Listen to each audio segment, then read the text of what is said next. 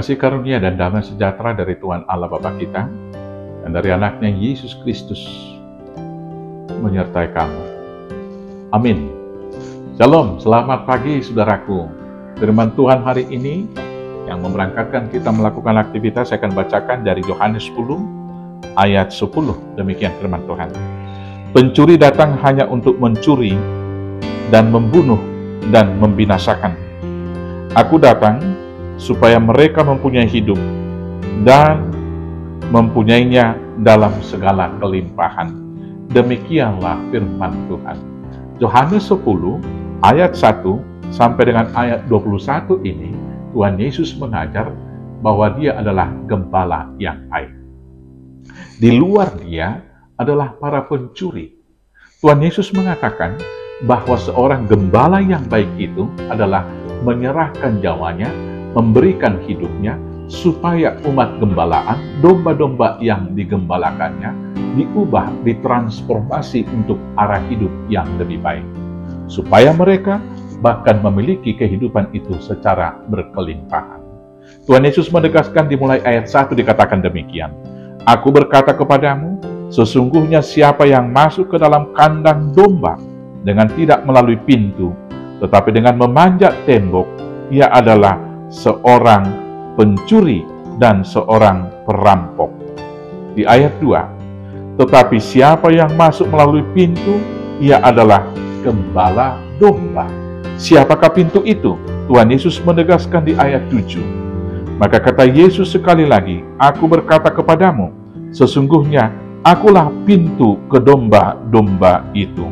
Ayat 9. Akulah pintu, barang siapa masuk melalui aku, ia akan selamat, dan ia akan masuk dan keluar dan menemukan padang rumput.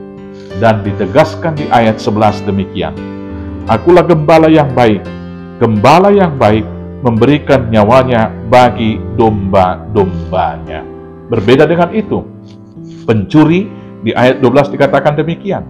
Sedangkan seorang upahan yang bukan gembala dan yang bukan pemilik domba-domba itu sendiri, ketika melihat serigala datang, meninggalkan domba-domba itu, lalu lari, sehingga serigala itu menerkam dan mencerai-beraikan domba-domba itu. Demikianlah firman Tuhan. Saudara-saudaraku yang terkasih, kalau kita dikatakan adalah hamba-hamba Tuhan, yaitu imamat yang rajani, yang menggembalakan kawanan domba-domba Allah, kita harus meneladani Kristus.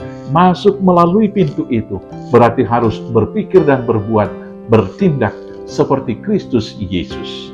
Maka konsep seorang gembala di sini mengikuti dombanya, turun dari tahta yang tinggi dan menjadi sama dengan dunia ini.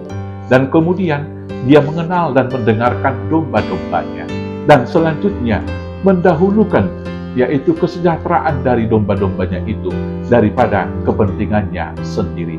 Tidak sebaliknya, mengorbankan domba-domba itu demi kepuasan dan keinginan pribadi si gembala tersebut.